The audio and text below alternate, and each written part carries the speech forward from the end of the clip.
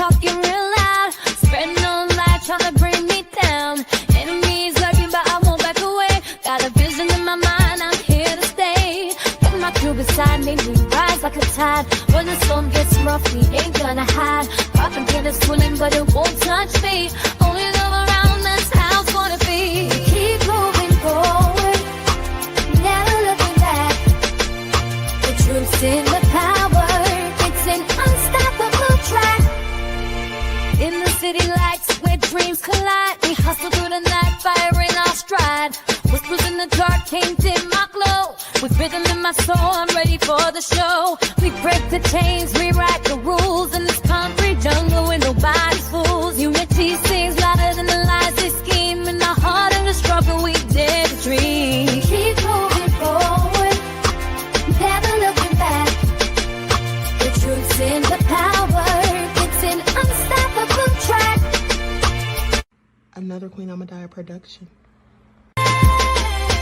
Haze on the corner, they talking real loud, spreading no light, trying to bring me down. Enemies lurking, but I won't back away. Got a vision in my mind, I'm here to stay. Got my crew beside me, we rise like a tide. When the storm gets rough, we ain't gonna hide. Propaganda swirling, but it won't touch me. Only love around us, how it's gonna be. We keep moving forward, never looking back.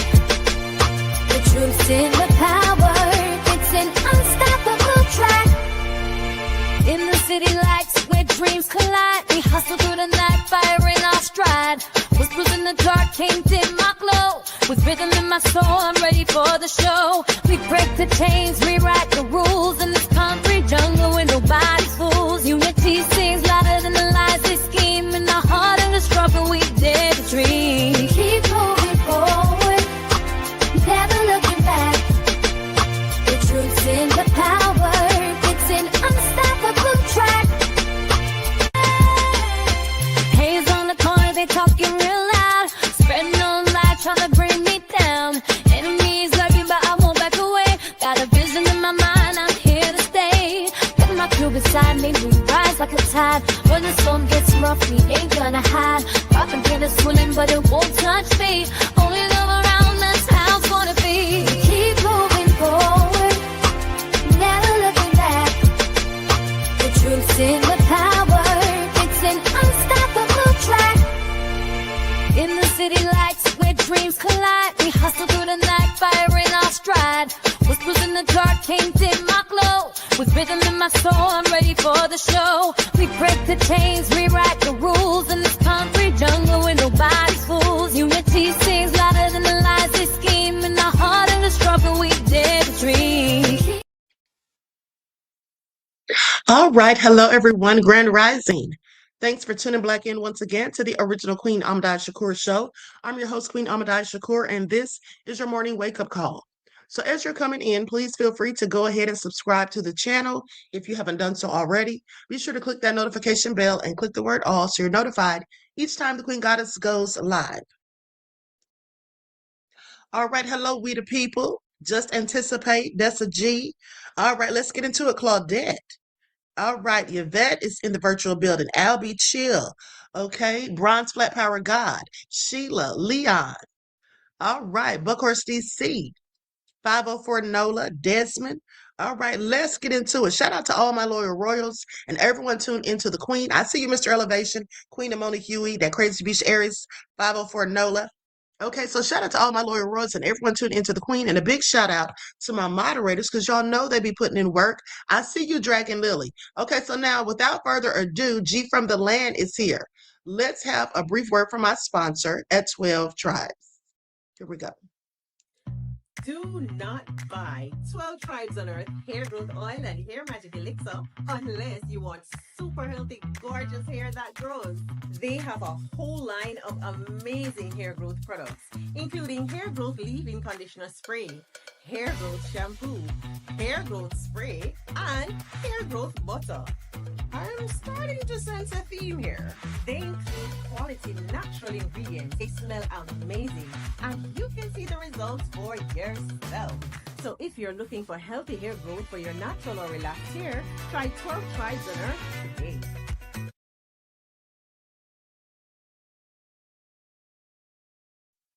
All right, so don't forget, you can purchase 12 Tribes Hair Oil at Etsy.com. Just look for Lisa Crafts, and you can also find it at Walmart.com. Also, she sells the beard oil. Okay, so now let's get into it. Because why is Trump still lying? Okay, and all of his lies are quite frankly being exposed by Iran.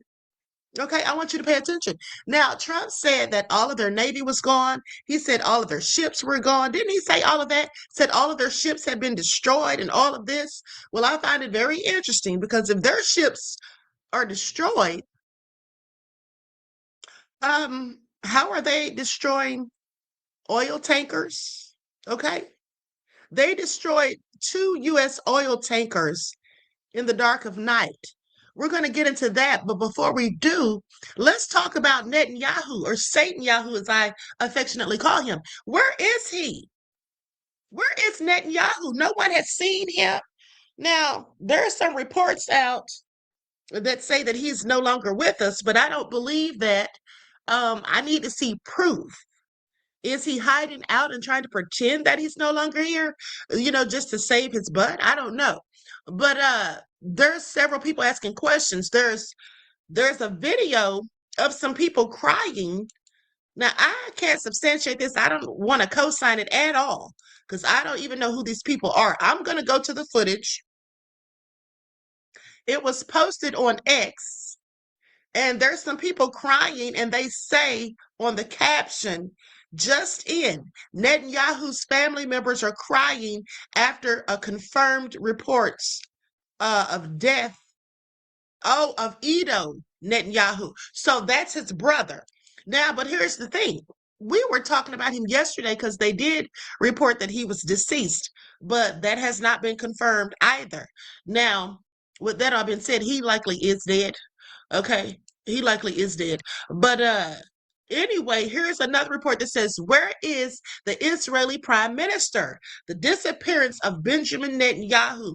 Now, listen, I heard days ago that he was hiding out in Germany in a bunker. Okay, scared and shaking like a leaf. So that's probably where he is. Okay, that's probably where he is. Not likely in the spiritual realm, which would have been a better place for him, in my opinion. But let's go to this broadcast. Lights up, everyone, please. Like and share. Thank you in advance.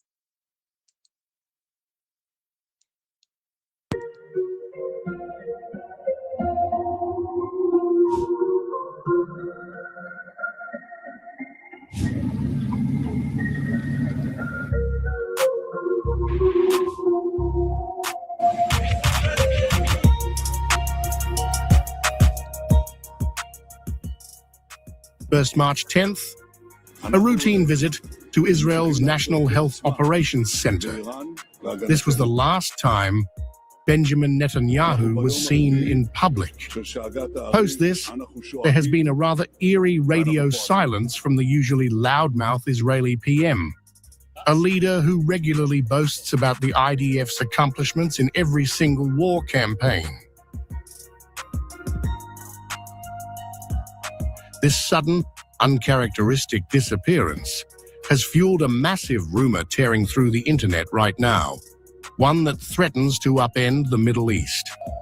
The claim that amidst the fierce, escalating shadow war between Israel and Iran, Benjamin Netanyahu has been killed.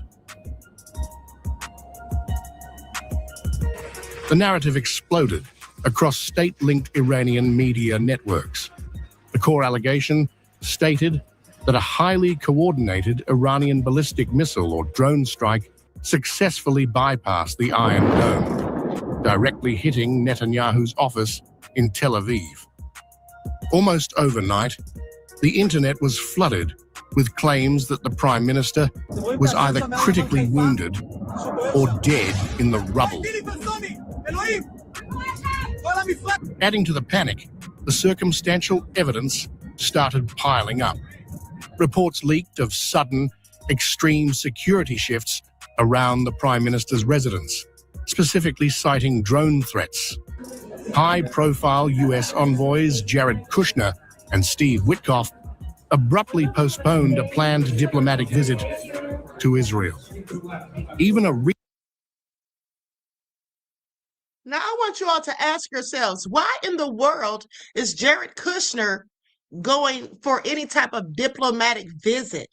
Who is he besides Trump's son-in-law? Okay? Why is he going over there like he's escorting Steve Witkoff? I have several questions. And also, by the way, Trump is now blaming the war that he started on Jared Kushner and Pete Hegseth and a couple of other people that he says told him that Iran was going to bomb the U.S. Okay, please pay attention to the lies. And even if they did tell him that, he's the president. What an idiot. And why is he listening to Jared Kushner again? But didn't I tell you all weeks ago, I've been telling you for months, that Jared Kushner is the one pulling the strings? Now he's let Jared get us into a whole war. Make it all make sense. Readout of a phone call with French President Emmanuel Macron was picked apart for lacking a specific date or audio proof.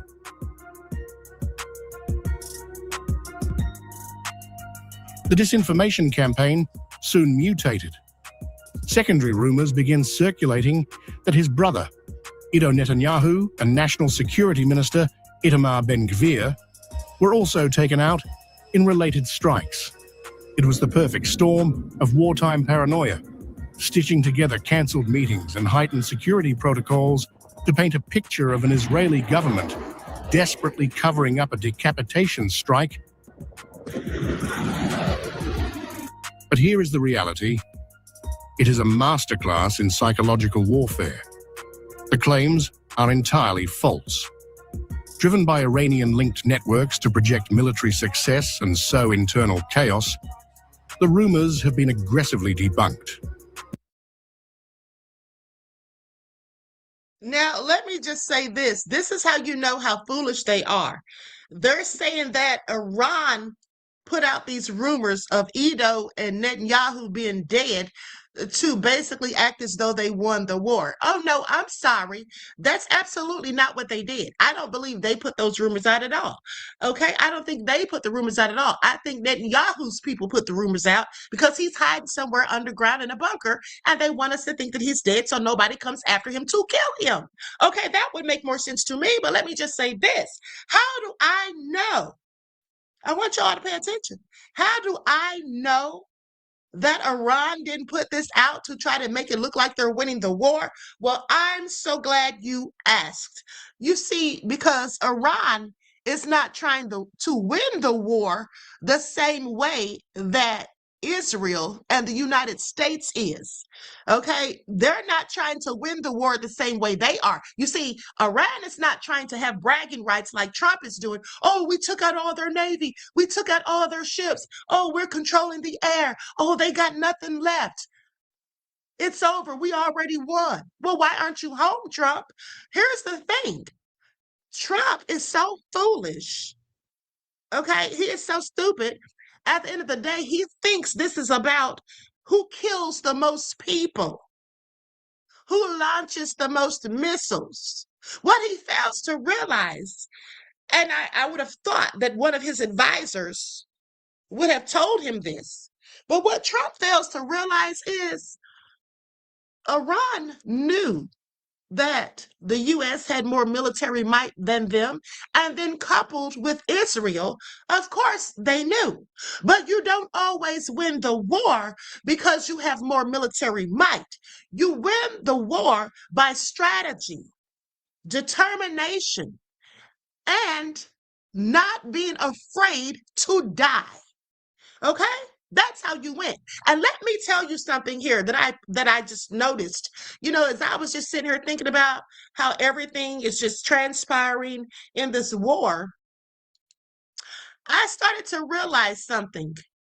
What I started to realize is that Iran is not fighting this war on the U.S. or Israel's terms. And that's why they're winning. You see, the U.S. thinks they're big and bad, right? But the bottom line is they've only won against people that had inferior capabilities and who didn't have a good strategy. It's like the bully on the playground that goes up to the weakling and punches them and takes their lunch money. Okay? That's Trump. That's the United States. But if that bully goes up on the playground and sees someone who they perceive as being weak and punch them and try to take their money, and that person punches them in the face and breaks their nose and then kicks them in the knee and puts them to the ground. That's what's going on right here. And see, here's the thing. I'm going to tell you something. Now, the bottom line is Iran is using something called asymmetric warfare. Okay, that's what they're doing. And it's very smart. It's very clever.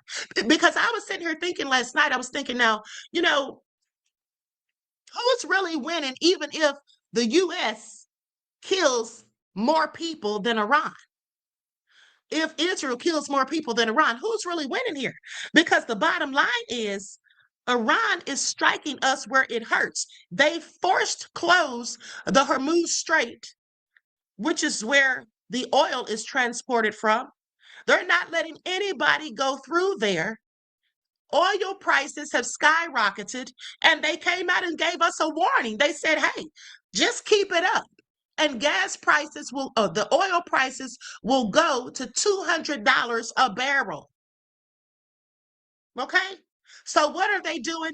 It's called asymmetric warfare. So let's talk about it. You see, what you do when you're having this sort of warfare, you're using this sort of guerrilla style tactic, because that's what it is. It's a conflict between, listen closely, it's a conflict between opposing forces, okay, with significantly mismatched military capabilities. And that would be Iran.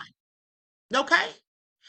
Now, where the weaker side utilizes unconventional tactics, this is what Iran is doing. They're using unconventional tactics, such as guerrilla-style warfare, terrorism, and cyber attacks. Okay, and this is done to exploit the stronger side's vulnerabilities and to erode their will to fight. They are using psychological warfare. That's what they're doing.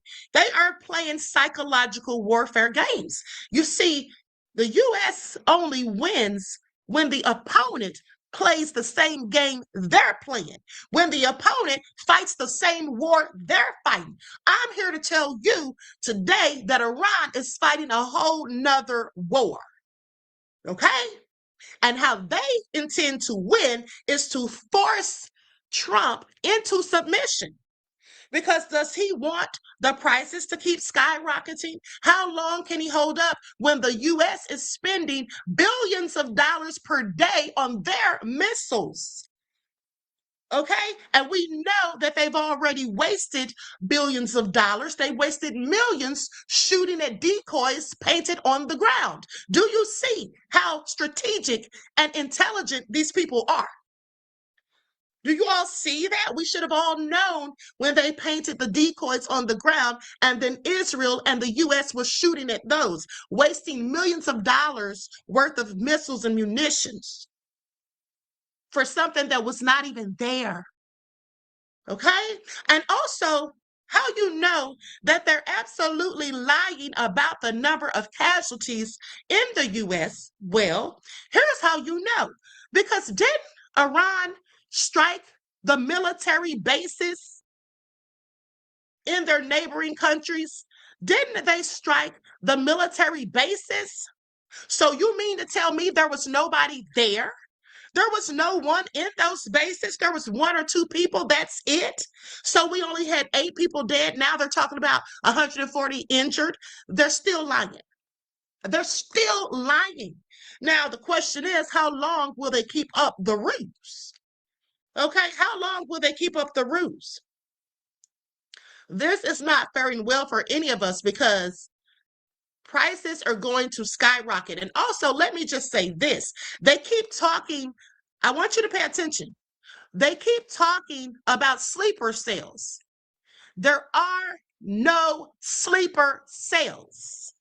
That is something that the government, i.e. the CIA, and let me just say allegedly, is out here spewing this propaganda. There's people that have said the CIA, different people from the CIA have been going on podcasts. So the CIA goes on podcasts now? When have we ever heard of this? Now, we've heard of former CIA agents becoming whistleblowers, but that's not what I'm talking about here. They're saying that CIA agents are going on podcasts talking about sleeper cells. Let me tell you what they're doing. They're setting us up for what they're going to do themselves. It's going to be a false flag.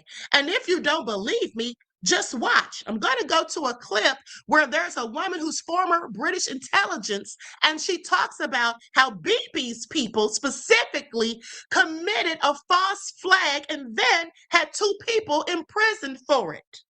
Okay, you know those people that they keep attacking over there in Gaza? They had those people go to prison for something she says that they did. And we've heard about this before. Let's not forget how they bombed that oil refinery in Saudi Arabia and tried to pin it on Iran. But then the Saudis said that they got intelligence from some other country. I can't even remember which one, but that's how they found out that it was actually Israel that did it. Even though Iran had said they didn't do it, I guess they didn't believe them, but nonetheless, I want you all to pay attention. Because one thing about Iran, you see, people can sit here, the MAGA minions can sit here, the cult followers, they can sit here and act as though Iran is so nefarious and they're so terroristic and evil when they should know that the United States of America is 10 times worse. America is the terrorist. Tell me I'm lying. There's even a video that I shared on X, which I'll go to momentarily, of a woman who was in the military 20 years ago, and she said she was thought she was fighting against terrorists, but come to find out, now when she looks back, she realizes that she was the terrorist. Okay? I want you all to pay attention. This is their own soldiers and former soldiers saying this. Okay? Let's continue with this video. While his recent silence is notable, the Prime Minister is alive, and the assassination theories are nothing more than weaponized fake news. אנחנו ביום השביעי של מבצע שאגת הארי.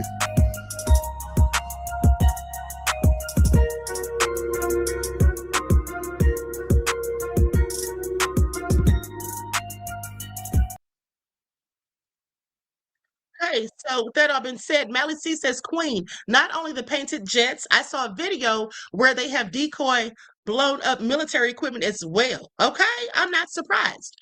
Thank you for your insight into the topic and your contribution to the channel, beloved. I appreciate you. Peace, love, and blessings. Now, Buckhorse DC says, I got family in the U.S. military. There are sleeper cells here. They were at the Capitol January the 6th, boo. First of all, I'm not your boo. And those were not sleeper cells at the Capitals. Those were Trump's minions and cult followers and MAGA idiots. Now, as I said, there are no sleeper cells, and I have family that is retired military as well. I have an uncle who is retired from the GBI as a special agent. He also retired from Homeland Security. Okay? He was a case agent for Homeland Security. Now, with that all being said, so sit down somewhere because I'm telling you what I know, not what I think. Okay? Now, with that all being said, let me go to this footage.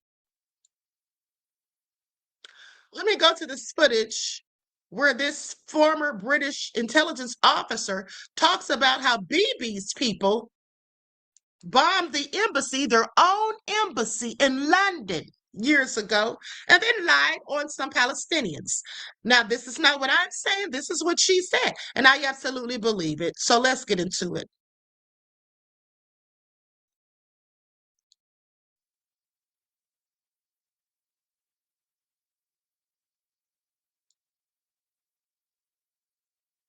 Basically, there was an attack against the Israeli embassy in London in July 1994.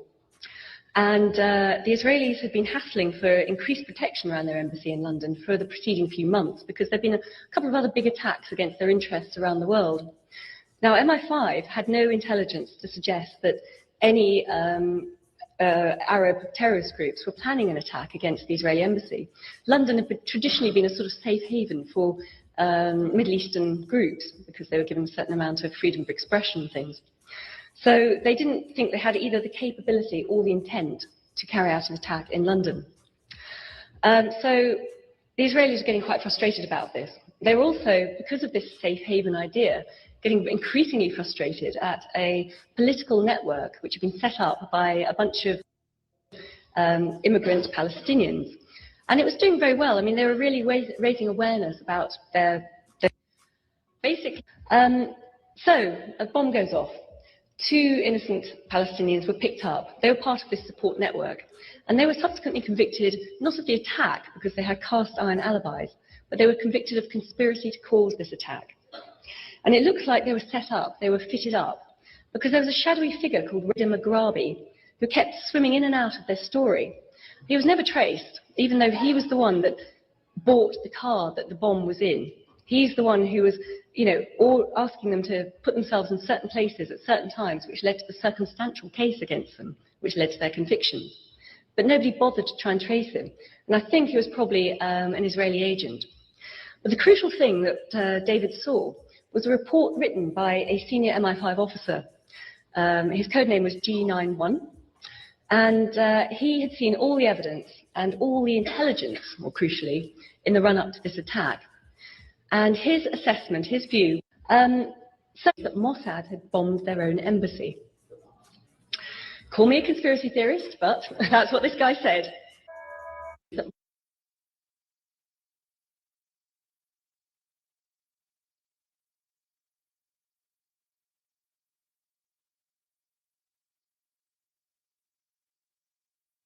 Okay, y'all heard what this lady said. I absolutely believe it, but also I got receipts. Y'all know I got receipts. In a 1994 talk, she detailed how Israel bombed its own London embassy and blamed it on innocent Palestinians. Okay? Isn't that something? Because they wanted extra security for the embassy, and since they couldn't get it, let's just go ahead and bomb it so they give us what we want. And then we'll blame it on the people we can't stand. Now, with that all being said, I'm going to go to another video, and then I'm going to show you some receipts on them actually doing these things that she just spoke of.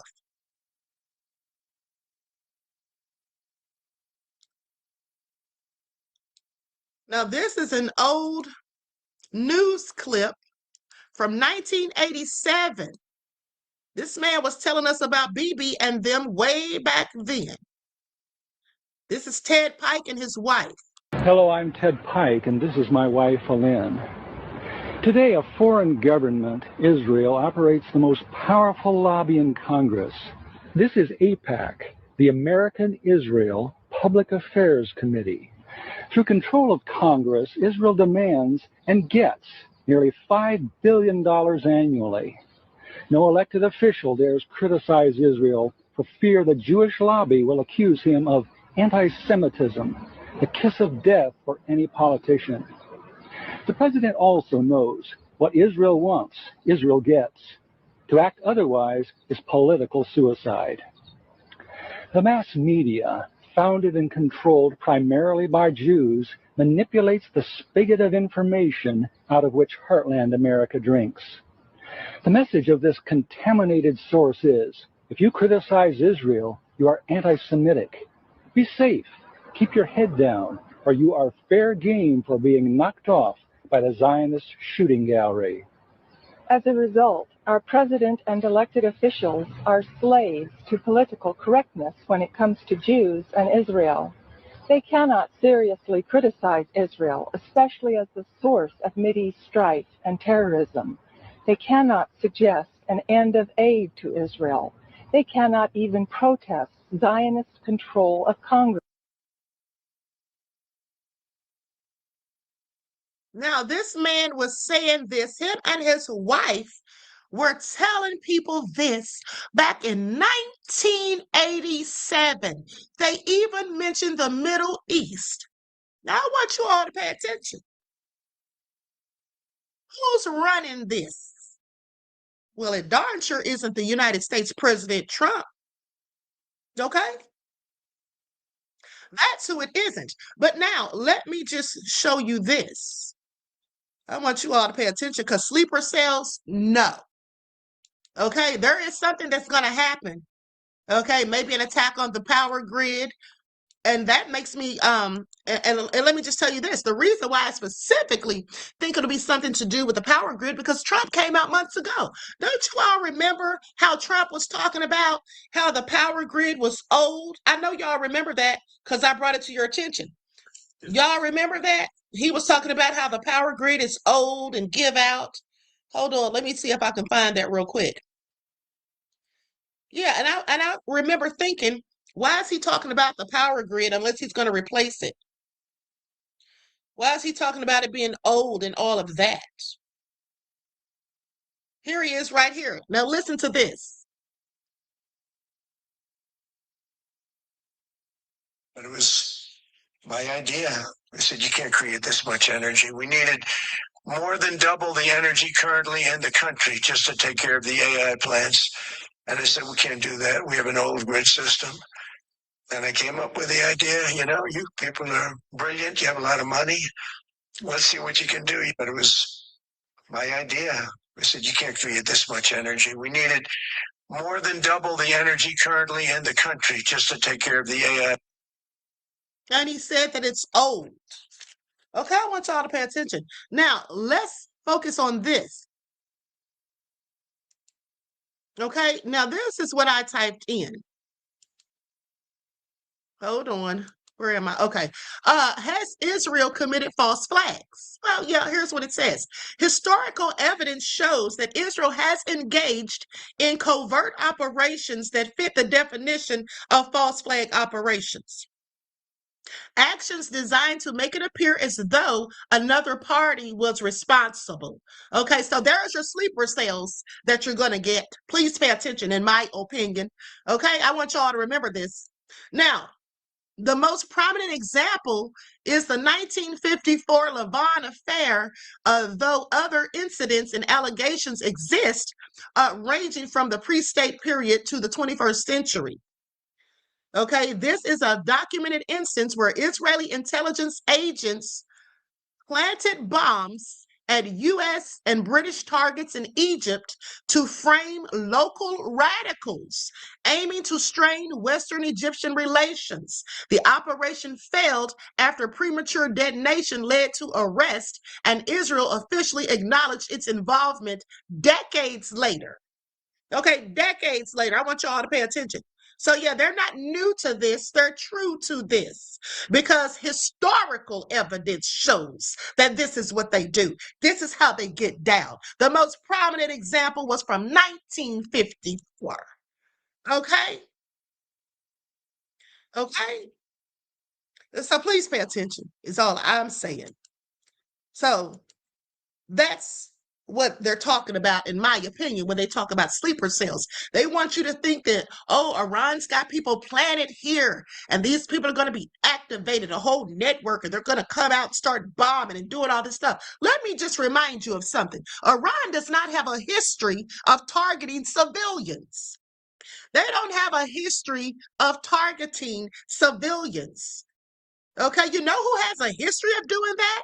Well, I'm so glad you asked. The people that I just got done talking about. Let's not forget that the United States themselves stopped selling them munitions, or I'm sorry, cluster munitions years ago, before that convention in 2008, where everybody agreed, or some people agreed, to not use them. But the U.S. stopped selling them to them specifically because they said they were using them in civilian areas. Hold on, let me just pull this up.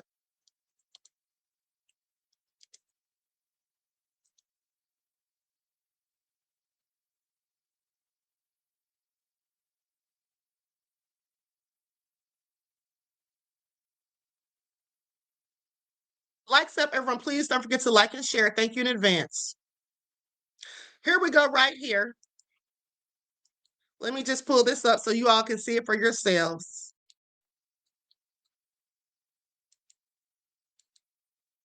Okay, so I typed in, why did the U.S. stop selling cluster munitions to Israel. And here's what it says. The U.S. historically halted cluster munition sales to Israel, specifically in the early 1980s and again in 2006, due to concerns over the use of these weapons in populated civilian areas, which violated bilateral agreements. Investigations revealed widespread civilian casualties and high failure rates, or DUCs, from 1982 and 2006 with Lebanon conflicts. Okay? And who were they attacking just recently? Wasn't it Lebanon? Didn't they take out like over 400 of those people, supposedly? Okay, so I just wanted to show that to prove my point. Okay? Now, with that all being said, I absolutely believe what Mr. Pike and his wife said. Okay? These politicians are under control. Okay? They're being paid by AIPAC. We already found out about Hakeem Jeffries last week. Okay? Now, with that all being said, let's talk about Jared Kushner, because he's the Antichrist. He's the Antichrist, him and Trump both. The beast. Because as I keep telling you all, the Antichrist is a spirit. Okay? It's a spirit, and they both have it. And with that said, I also told you that he was running stuff. Now Trump is sitting here saying that this is who talked him into starting a whole war that we had nothing, or should have had nothing to do with. Okay, make it all make sense. We should have had nothing to do with this war. Let's get into it. Here he is right here, your president, Donald J. Trump, shifting the blame, passing the buck, pointing the finger, like he always does. Like he always does. See, I don't know why people don't get it. Trump will throw anybody under the bus to save himself. And if you ask me, the reason that he's saying that these people are the ones that told him to do it, they're the ones that told him this was all going to happen. They're the ones that told him they're going to attack us first if we don't attack them. The reason he's telling you all this is because he wants out. He wants out. He's already regretting it. He thought it was going to go as planned, and it didn't. And now he wants out because he's getting all of the backlash, okay, from the surging prices. The economy's in the tank. All of these things that are going to even get worse if they stay there. Okay?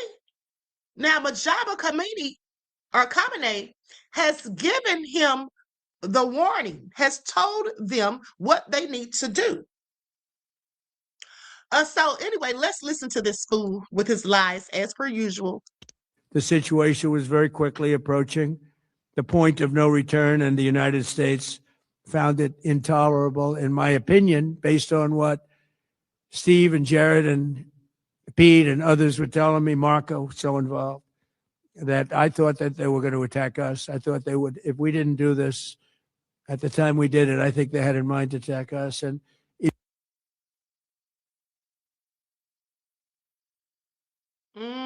that's his story, and he's sticking to it. Okay?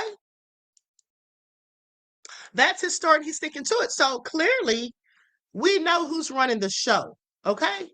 We know who's running the show. And here's the thing.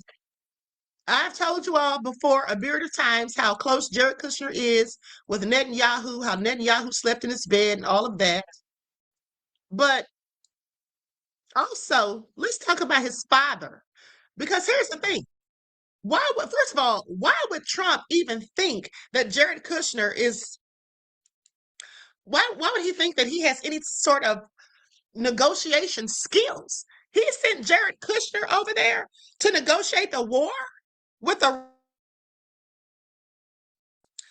This is what he did. Now, he actually sent Jared Kushner over there to do the negotiations. Jared likely came back and told his dumb self, Trump that is, well, Trump, they don't want to talk. They don't want to take a deal. They're going to bomb us. They're going to hit us. So we need to get them first. Maybe that's what he actually told his dumb self. Okay? Because, of course, Trump's an idiot and he would believe whatever he was told by Kushner, in my opinion. But here's the thing. Charles Kushner, Jared's dad, He's a prominent or was a prominent real estate developer. He pled guilty in 2005 to 18 counts of tax evasion, illegal campaign contributions, and witness tampering. Now, he was sentenced to 2 years in federal prison after a notorious case involving hiring a prostitute to seduce his brother-in-law to intimidate his sister, who was prosecuted by Chris Christie. Okay, this is who we're talking about here. I want y'all to pay attention. And guess who pardoned him in 2020? Trump, of course. What are friends for, right? December of 2020, Trump granted him a full pardon. Now, as a result of his conviction, however, he was barred from practicing law. But despite his criminal history, please pay attention, he was confirmed as the U.S. ambassador to France in May of 2025. Do y'all hear that? Did y'all know that? This is what Trump is doing. Trump's hiring convicted felons, putting them in positions of power for which they are totally, completely, and utterly incompetent. Incompetent. Okay? This man is now the U.S. ambassador to France. Do y'all hear that? Okay, I find it all interesting. But anyway, let's continue. Let's continue. Likes up, everyone, please. Like and share. Thank you in advance.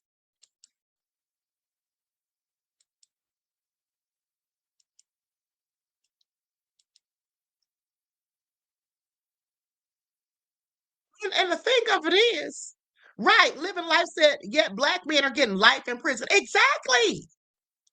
There's black people in prison for life for selling weed, which is now legal in some states. Okay, make it all make sense.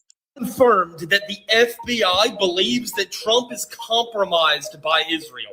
It says that Trump was compromised by Israel and that Jeffrey worked with the intelligence of Israel and a religious group tried to hijack his first term in office. It says that Trump's son-in-law, Jared Kushner, is a key force within his inner circle. And on the day that Trump was elected, Ivanka Trump and Kushner went to a gravesite of this guy, saying that Kushner is the real brains behind his organization and the presidency. Kushner, by the way, wants to reinvent Gaza with $4 billion. The memo says that Epstein worked with foreign intelligence. CHS became convinced Epstein was co-opted as a Mossad agent. At the bottom, Epstein was close to the former prime minister of Israel and trained as a spy. This FBI internal report was from 2019 to 2020 when the FBI launched their own secret investigation because they thought something was wrong. And as it turns out, the FBI was right all the way back in 2019. Comment your thoughts, follow for updates. Confirmed that the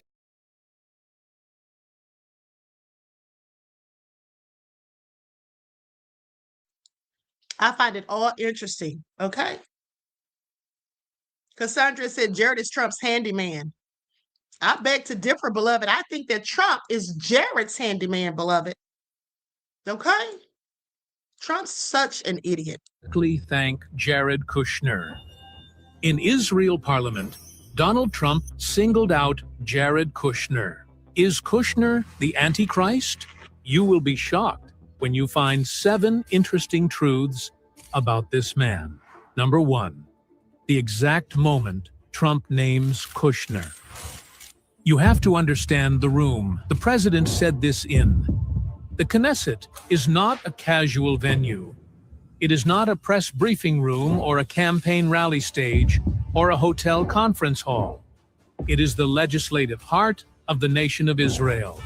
Just days earlier, a ceasefire had taken effect in Gaza. The media was calling it historic. World leaders were calling it a breakthrough. And Trump was calling it the beginning of a new Middle East. Because there are 3 distinct levels of praise in what Trump said. Level 1, the group acknowledgement. Trump turned to the subject of who made the deal happen and said, I want to thank Steve Witkoff, Jared Kushner, and Ron Dermer for their great contribution to this effort. They've done unbelievably well. 3 names. Witkoff, Trump's officially appointed special envoy for peace. Dermer, a strategic advisor with deep Israeli government connections, and Kushner, the son-in-law, the real estate developer, the man with no official title. But Trump didn't move on. He kept going. And that's where level 2 begins. Level 2, the personal elevation. After the group acknowledgement, Trump circled back to Kushner specifically. Not to Witkoff, not to Dermer, to Kushner. And the language shifted. It was no longer team-level praise. It became individual, personal. According to available transcripts from outlets like the Times of Israel, factba.se, and the Jewish Virtual Library, Trump offered what was described as a very special thanks to someone who truly loves Israel. That someone was Kushner. He said Kushner was so helpful. He said Kushner really did something very special.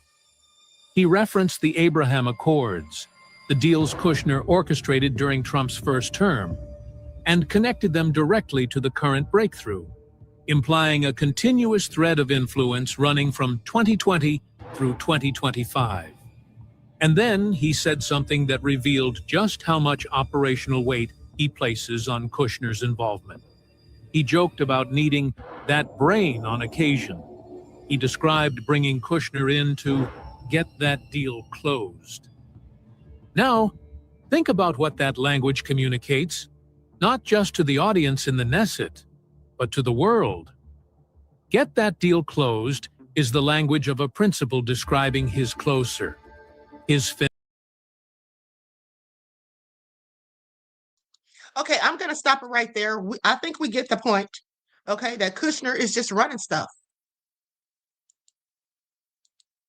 Kushner was just in Davos and he reported his plan for the new Gaza. He said that we've already started cleaning the rubble, demolishing building, and he also stated that Israel, together with the Trump administration, prepared ground for investment, 180 skyscrapers, hotels, data centers, and that's the plan for the next 2 to 3 years.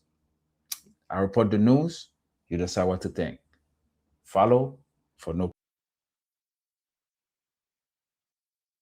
I find it all interesting that Trump is relying on Jared Kushner rather than the CIA. Okay? I find it all very interesting. Now, with that all being said, let's go to this CBS report where they're talking about Iran hitting these tankers.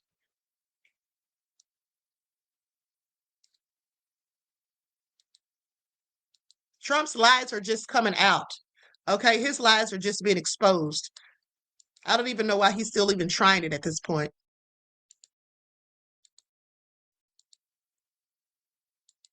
Begin with the war against Iran and the threat to the international shipping in the Strait of Hormuz. Iran has attacked multiple tankers near its territory, further disrupting the oil supply that the world depends on. And it is striking oil facilities in nearby countries, too. So the cost of this war is rising fast for the U.S. Listen to this number, more than $11 billion. That's with a B in just the first week. And that's according to lawmakers briefed by the Pentagon.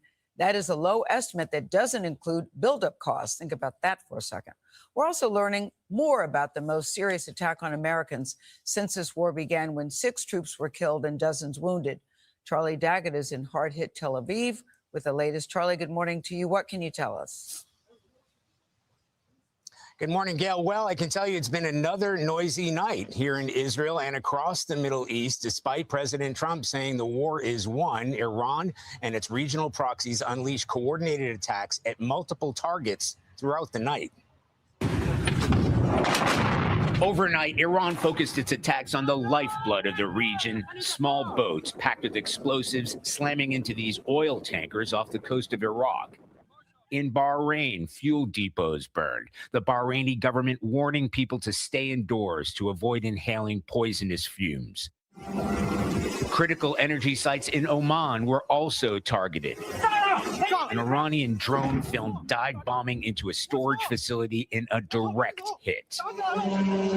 Also under fire, the Gulf's commercial infrastructure, as another luxury high-rise in Dubai is struck by a drone. And in Kuwait, 2 people reportedly wounded in a strike on an apartment block. 6 U.S. soldiers died in the first 48 hours of the war at a tactical operations center in Kuwait. That drone attack, CBS News has learned, was much more serious than previously reported. With more than 60 injured and 30 still hospitalized as of Tuesday, airlifted to a U.S. medical hub in Germany and being treated for brain injuries and shrapnel wounds. And overnight, we're learning that another military facility in the region has been hit, smoke and flames rising above a U.S.-led coalition base in northern Iraq. U.S. and Israeli warplanes and missiles continued hitting targets across Iran, as Israel intensified its campaign against Iranian proxies, Hezbollah, in Lebanon, on another front in this widening war. While on the ground in Tehran, funerals for the hundreds of Iranians killed in this conflict, as much an expression of mass rage as mourning. So the death toll in Iran is over 1,300, according to the regime there. And there is increasing evidence that the United States is responsible for the bombing of a girls' school that killed at least 175 people, most of them children. It appears to have been struck by a Tomahawk cruise missile, and the U.S. is the only military in this conflict that uses that weapon. Nate? Charlie Dagger in Tel Aviv, thank you.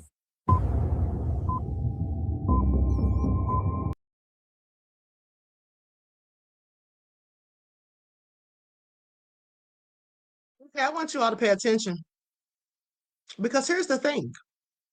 Does Israel want to control the Middle East?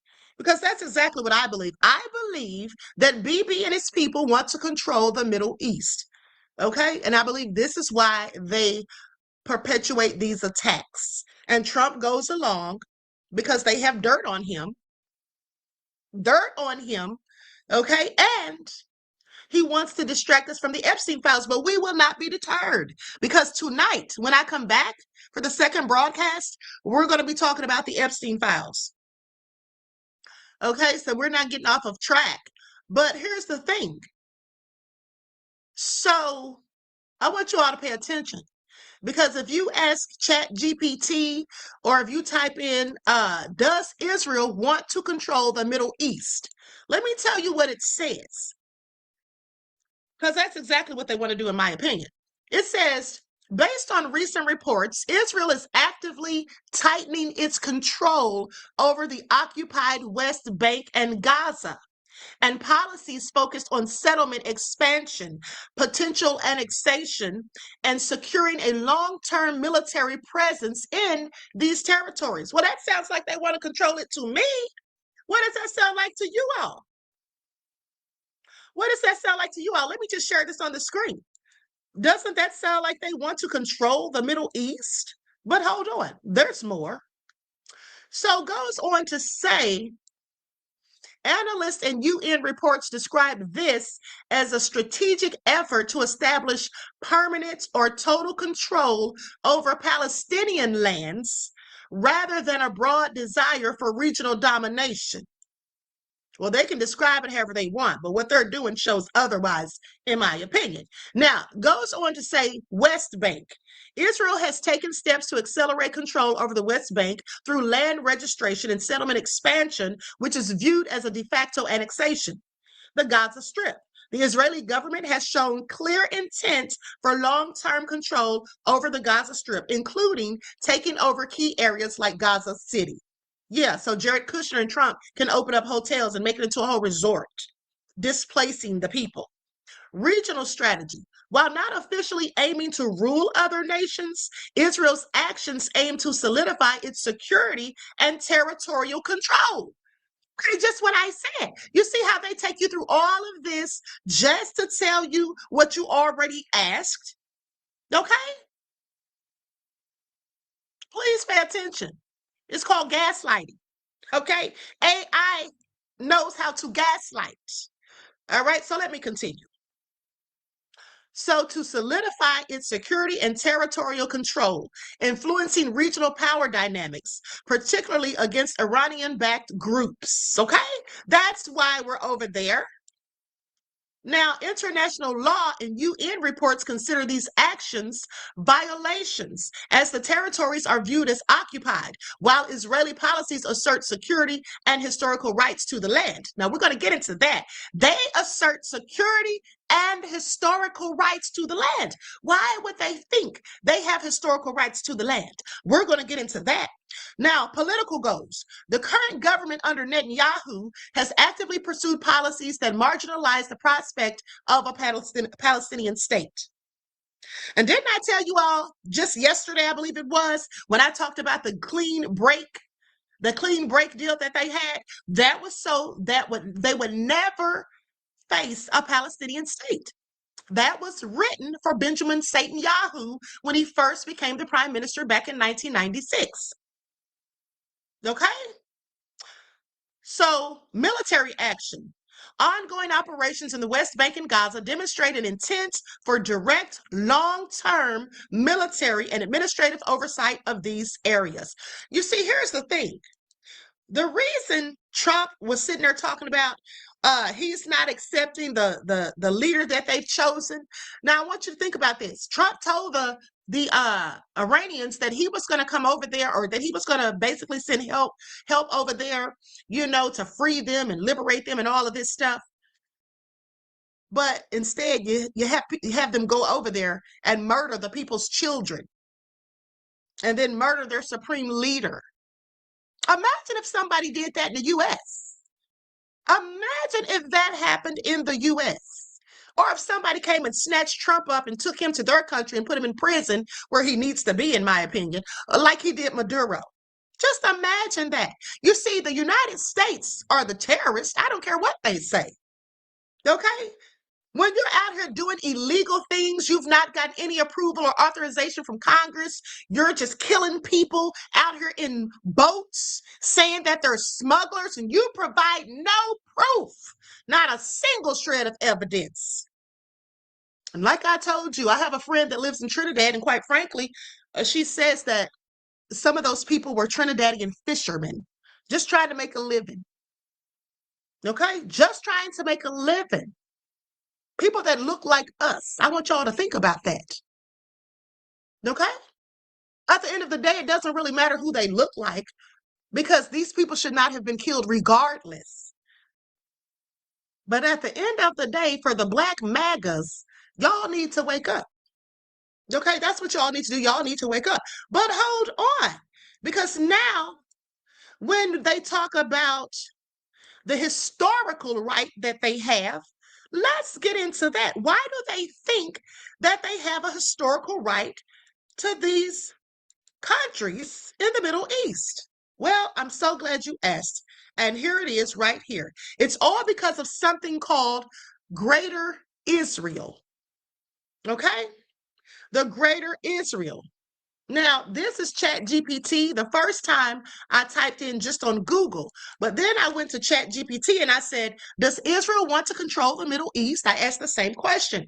They say the question of whether Israel wants to control the entire Middle East is debated and depends on who you ask. Y'all hear that? So that's a yes. That's a yes. It depends on who you ask. So if we ask Satan Yahoo, he would likely say, no, that's not what he's after, but I believe that it is. I, in fact, think they want world dominion. I think they want to rule the world. That's what I think. And somebody else thought that a long time ago about them too. Okay? Now, with that all being said, here's what they say. There are three main perspectives that appear in politics, history, and analysis. Let's talk about Israel's official position. Officially, Israel says its goal is security and survival, not regional control. They're saying the same thing that was basically said when I just Googled it. Now, since its creation in 1948, Israel has fought multiple wars with neighboring countries and groups. Israeli leaders generally say their military actions are meant to prevent attacks. Now, I want y'all to pay attention. It's a tale as old as time. They've been doing this to prevent attacks. So you go and attack people so you can prevent an attack? Now, how would you know, or what would make you think that these people that you're attacking were going to attack you? Because if that's what we're going to use, okay, if that's what we're going to go by, So how does that even make sense? So if you walk up to somebody and punch them in the face and then they have you arrested and you tell the cop, well, hold on, I only punched them because they were going to punch me. And the cop says, well, how did you know they were going to punch you? Did they flinch? They approach you? No, but I knew they were going to do it. So I knew I had to punch them first. What? This is what they're saying. I want y'all to pay attention. Now let's continue. They say the military actions are meant to prevent attacks, stop hostile governments or militias from gaining strength. Oh, I'm sorry, but aren't they a hostile government that's gaining strength? Maintain deterrence in the region. Deterrence from what? Deterrence from what? Their attacks. For example, Israel often points to threats from Iran and Hezbollah and Hamas as reasons for its actions. Well, they can point to anybody, but are these people really bothering them, or is it the other way around? Strategic influence. This is what many analysts say. Some geopolitical analysts argue that Israel seeks regional strategic dominance. Yeah, that's what I'd say. Not full control of the Middle East. Well, full dominance, strategic regional dominance would be control. How are you dominant without control, right? You have to maintain dominance to be in control. See how they play with the words, playing with semantics? Now, this can include maintaining military superiority over neighboring states, preventing hostile countries from becoming powerful, especially Iran. Y'all see that? Influencing alliances with countries like United States, United Arab Emirates, and Saudi Arabia. Okay, now, let's talk about why they think they're supposed to have this land. Here it is right here, the Greater Israel idea. Now listen to this. So the term Greater Israel refers to a controversial concept about expanding the territory of Israel beyond its current borders. It appears in religious texts, political debates, and conspiracy claims, but these are very different things. So let's talk about the biblical religious concept. So in Jewish religious text, like the Hebrew Bible, some passages describe a promised land given to the Israelites. I'm sorry, to who? Giving to who?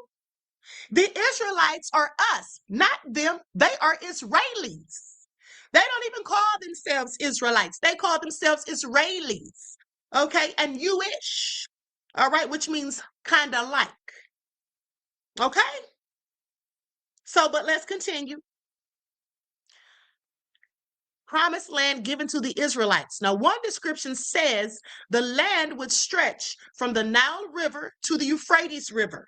If taken literally, that would include parts of modern countries such as Egypt, Jordan, Lebanon, Syria, and Iraq. Okay? However, most Jewish scholars interpret these passages spiritually or historically, not as a modern political border plan. Political or ideological views. Some small nationalist or religious groups within Israel have historically supported expanding Israeli territory. Now, for example, after the Six-Day War in 1967, Israel captured the West Bank, the Gaza Strip, Golan Heights, and Sinai Peninsula.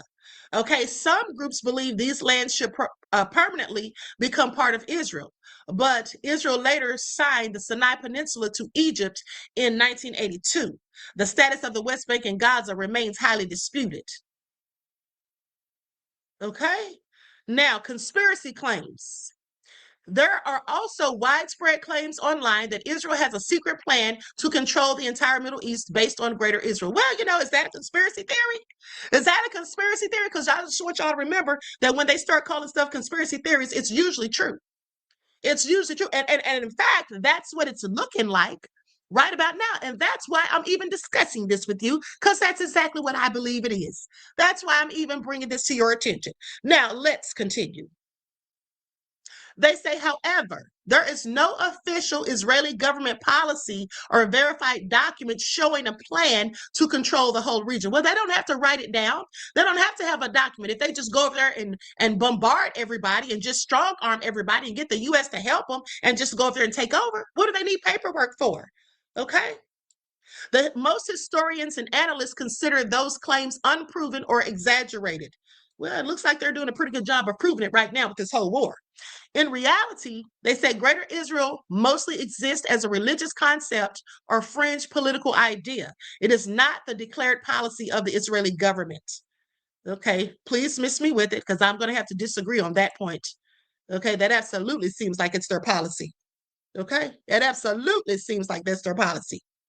Now, with that all being said, let's continue and talk about these. Where do I want to go next? Yeah, let's go to this right here, where Trump's talking about the boats being destroyed, only to wake up this morning and see that 2 U.S. oil tankers have been completely obliterated.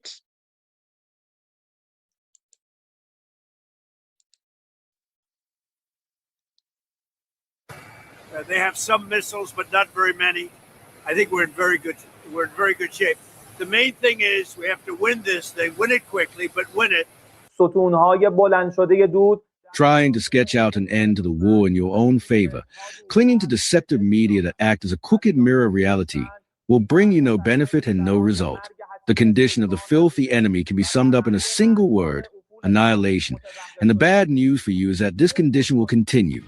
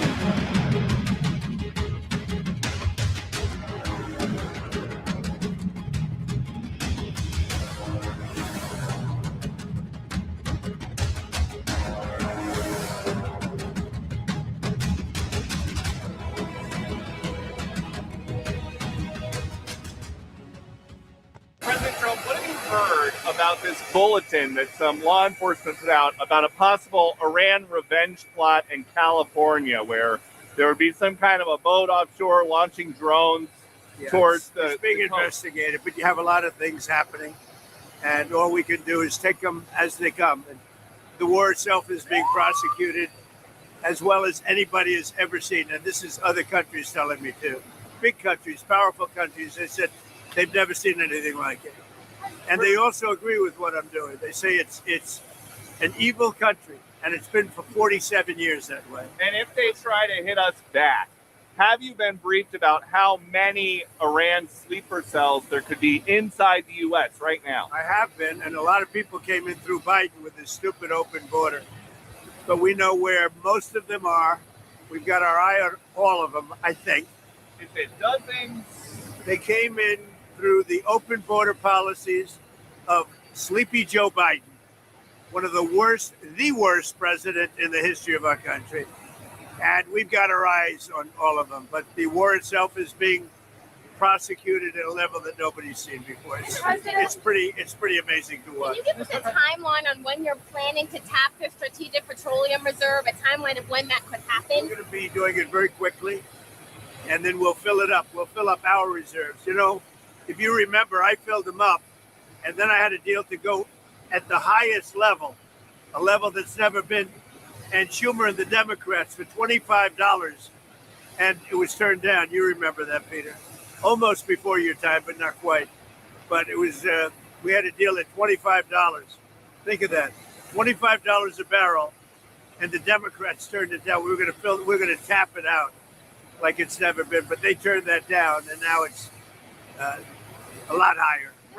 Are you considering having the U.S. Treasury Department buy oil futures as a means to keep the oil prices down or bring the oil prices down? Well, we're going to be in very good shape. You see what's happening. They are pretty much at the end of the line. Doesn't mean we're going to end it immediately, but they've got no Navy, they've got no Air Force, they've got no anti-air traffic, anything. They have no systems of control. We're just riding free range over that country. And now we're going to look very strongly at the Straits. The Straits are in great shape. We've knocked out all of their boats. They have some missiles, but not very many. I think we're in very good shape. The main thing is we have to win this thing, win it quickly, but win it. And there are many people, I'm just watching some of the news. Most people say it's already been won. It's just a question of when. When do we stop? We don't want to let it regrow. And ideally would like to see somebody in there that knows what they're doing. In other words, they can build a country.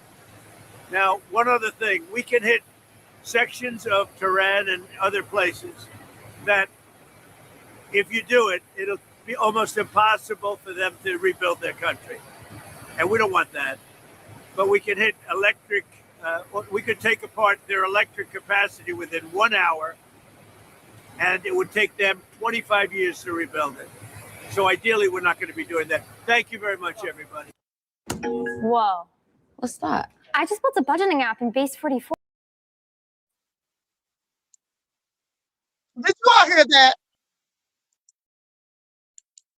Trump said they're not going to be doing that. No, you're not going to be doing that. Trumped it up because it's time to come on home. It's time to just pack it up, call it quits, take your L.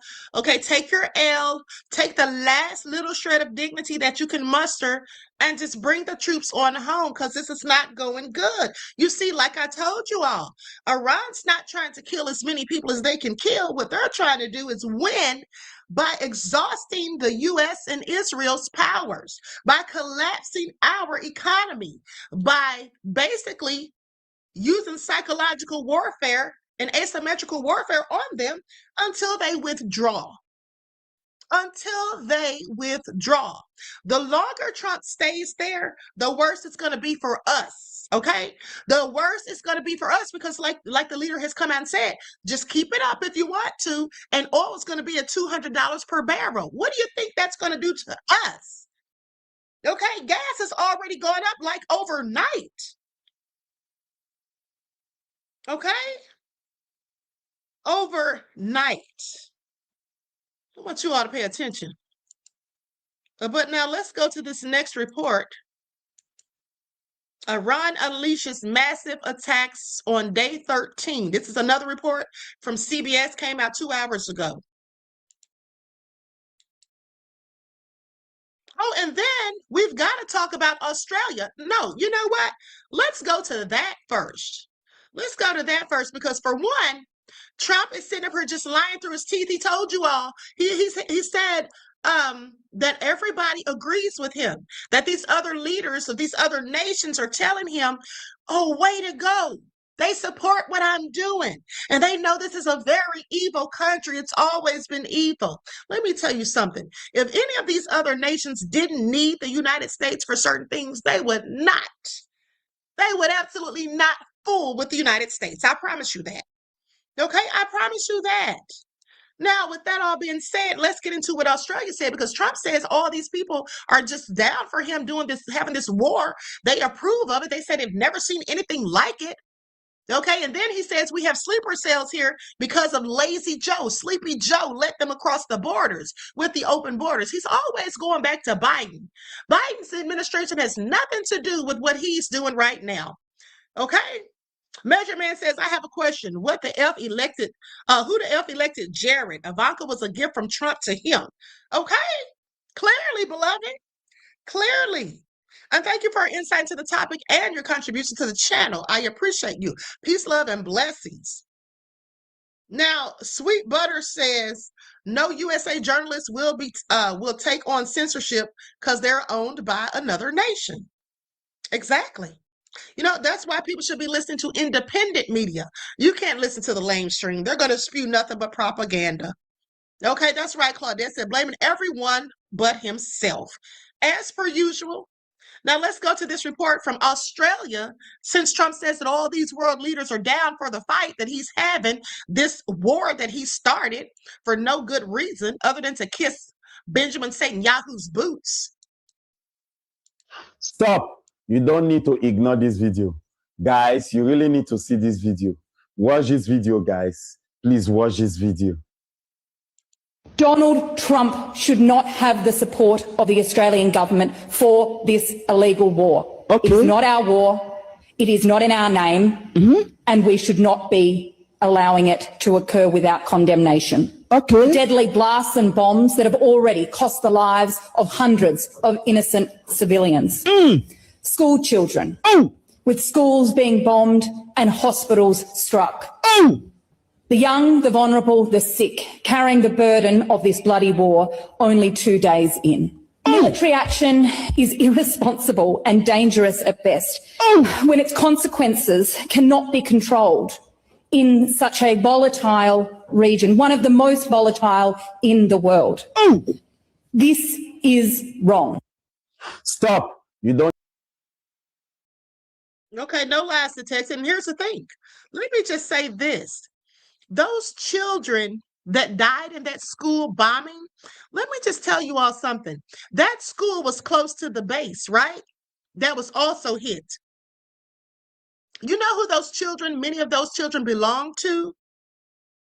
Some of those children belong to the Iranian soldiers. Some of those children belong to the Iranian soldiers. Okay, I want y'all to marinate on that.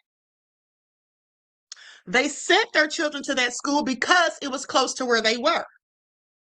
With that all being said, how many do you think their military is right about now? They've murdered their children. And you think this is going to end sweet, Trump? It certainly is not. It absolutely is not. These people are going to take this to the end, okay? I promise you that. These people are going to take it to the end, and I don't blame them. You murdered 165 people, most of them innocent little children in elementary school. I want y'all to think about that. I want y'all to think about that. And also, while you're thinking about it, just remember that the United States did it on purpose. It was no mistake. They knew there was a school. They knew it. Okay? Please pay attention. This was no accident. It was intentional. They intentionally murdered civilians. But isn't that what Netanyahu claims that Iran does? I'm sorry. Right now, the only thing they've been doing is hitting the U.S. where it hurts. Okay, now let's go to this clip from CBS.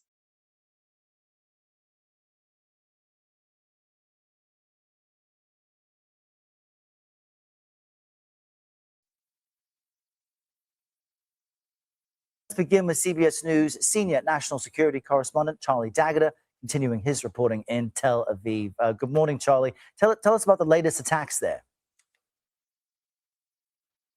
Yeah, good morning, Errol. It has been another noisy night here in Israel and really across the Middle East, despite President Trump saying the war is won. Iran and its regional proxies unleashed coordinated attacks at multiple targets throughout the night.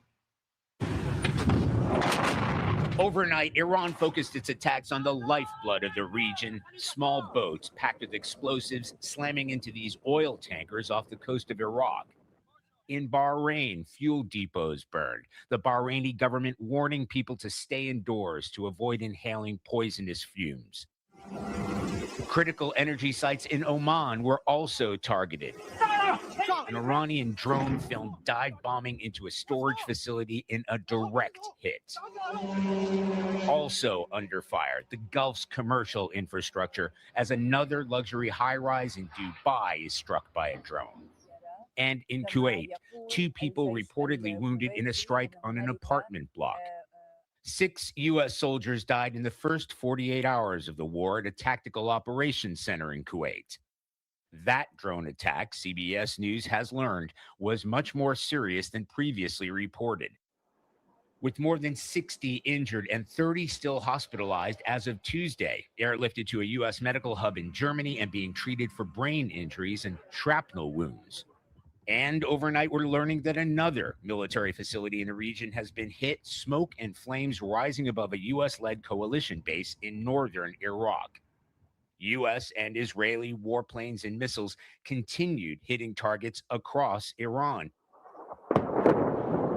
as Israel intensified its campaign against Iranian proxies, Hezbollah, in Lebanon, on another front in this widening war. While on the ground in Tehran, funerals for the hundreds of Iranians killed in this conflict, as much an expression of mass rage as mourning.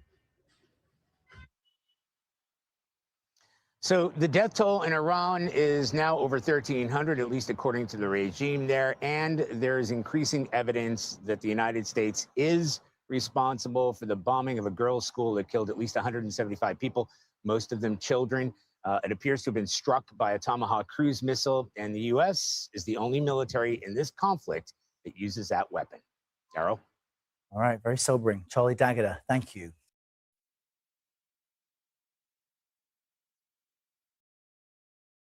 Okay, now here's the thing. Here's the thing. So Israel was bombing Lebanon.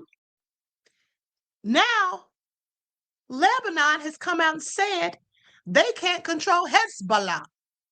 They said they cannot stop Hezbollah. Look, I want you all to pay attention. I want you all to pay attention. Let's get into it.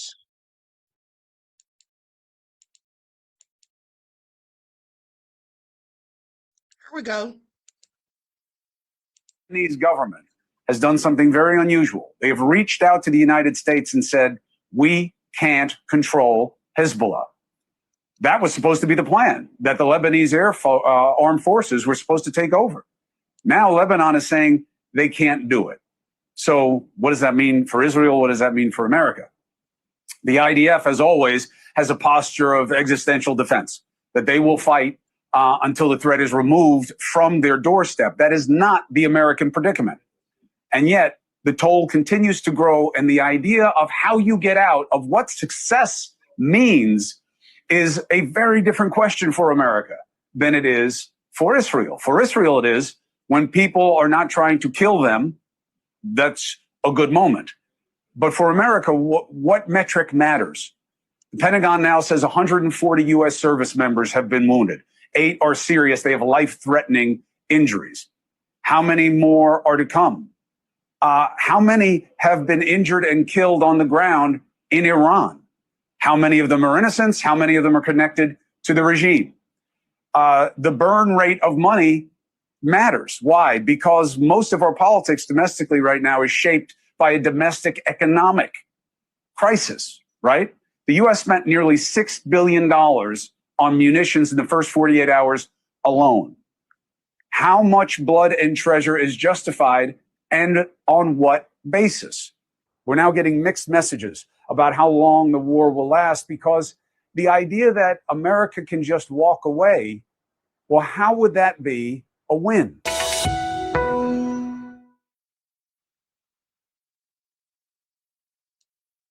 Listen, family, I'm going to tell you like this. This whole thing is about imperialism. Okay, imperialism, that's what it is. That's what Bibi wants, because that's when a powerful nation takes control of weaker countries or territories. And basically, in order to expand their own power and resources and influences, and they often do this by military force, applying economic pressure or political manipulation. Okay, I'm sorry. Haven't they done all of the above? Haven't they done all of the above? Okay, please pay attention. Now, it can be done directly, such as taking over the land, or it can be indirectly, like controlling the trade, the economy, or the culture. And why is this usually a thing? I'm so glad you asked. You see, it's about money, okay? Because the motive for imperialism is always about money. It's driven by the desire for wealth, resources, and in some cases, just the simple feeling of superiority. And which we know that's what Bibi and them want. They feel superior. Don't they call other people Goya that are not like them? Isn't that what they call people, Goya? But you better not say anything about them, or you know what label they'll stick on you. Okay? You know what label they'll stick on you. But this is all about imperialism, beloveds. They want supreme authority and control. Period. Now, with that all being said, let me read to you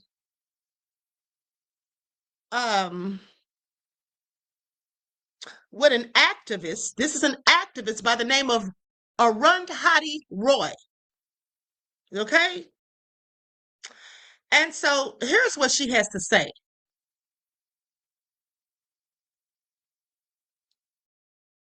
Likes up, everyone, please. Like and share. Thank you in advance. She says, I know we are here today to talk about Mother Mary Comes to Me.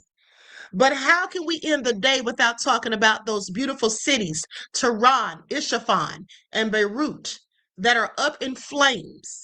In keeping with my Mother Mary's spirit of candor and impoliteness, I would like to use this platform to say something about the unprovoked and illegal attack by the United States and Israel on Iran. It is, of course, continuation of the U.S.-Israeli genocide in Gaza. It's the same old story using the same old playbook. Murdering women and children, bombing hospitals, carpet bombing cities, and then playing the victim. But Iran is not Gaza. The theater of this new war could expand to consume the whole world. We're on the brink of nuclear calamity and economic collapse. The same country that bombed Hiroshima and Nagasaki could be readying itself to bomb one of the most ancient civilizations in the world. There will be other occasions to speak of this in detail. So here, let me simply say that I stand with Iran. Now, this is a woman from India. Unequivocally, I stand with Iran.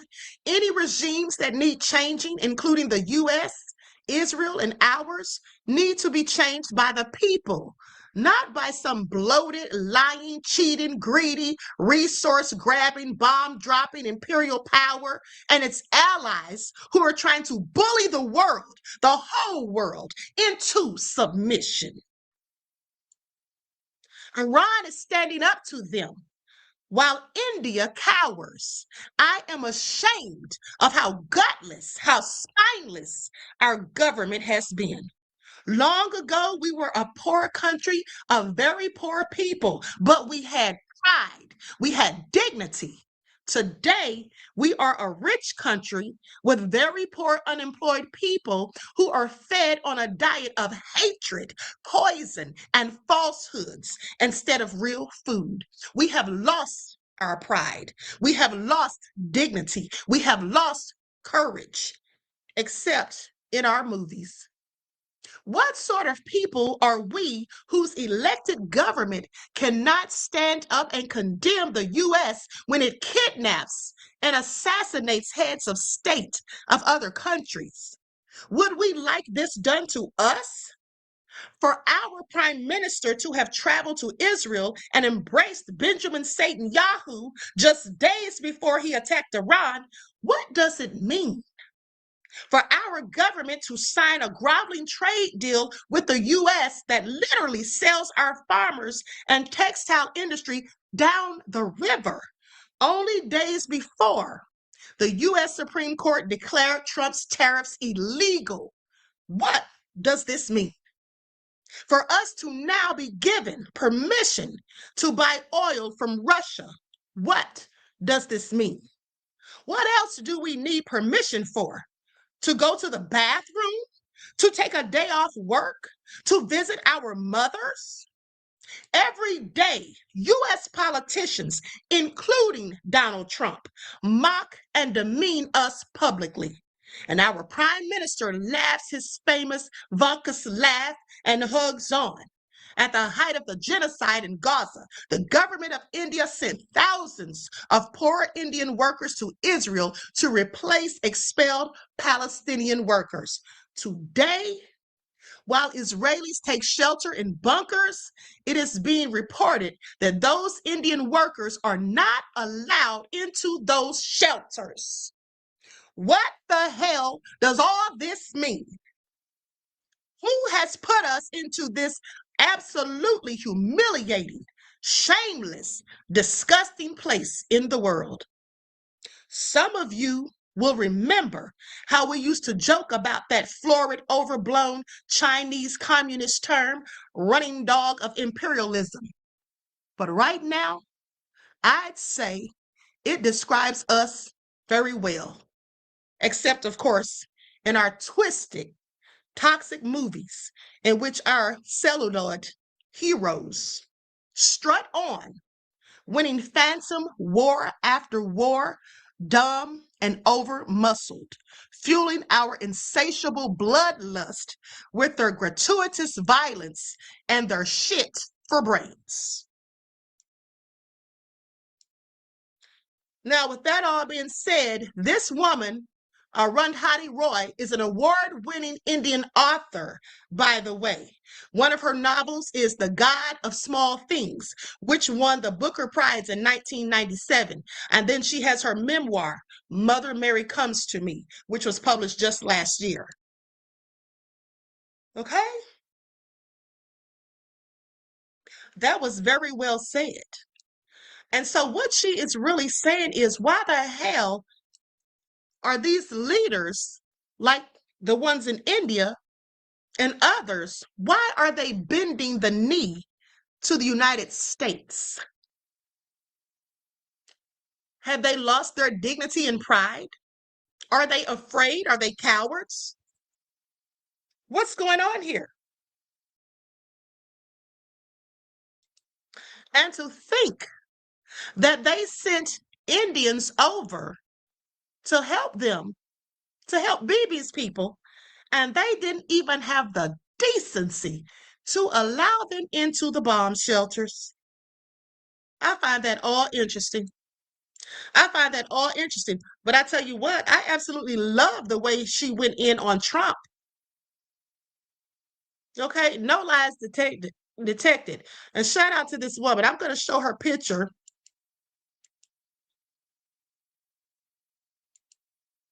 I mean, she didn't tell one lie about Trump as far as I'm concerned. That's her right there. Okay, so with that all being said, listen, I'm going to conclude this broadcast. At the end of the day, this is not going to fare well.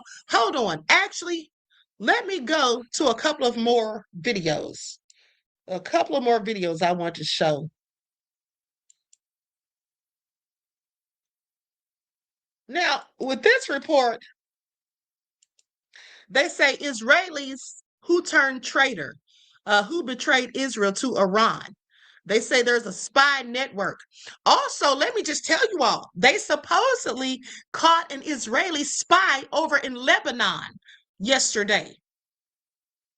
I saw them. They had accosted him. He was being taken to jail, I guess.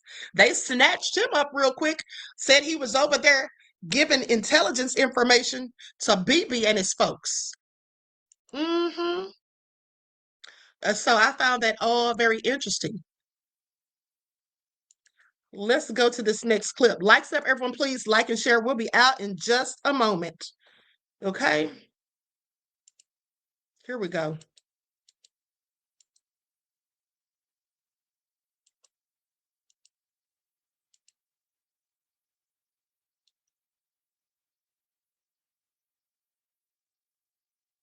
Renowned for its spying, whether it is the covert operations conducted by Mossad or intelligence shared with various countries. But what if I told you that increasingly the effectiveness of Israeli intelligence is coming under greater scrutiny, not just in global matters, but perhaps most concerningly for Israel within its own society? I'm saying this because Israeli authorities have uncovered a growing network of citizens who have been accused of secretly working for Iranian intelligence. The figures alone tell the story.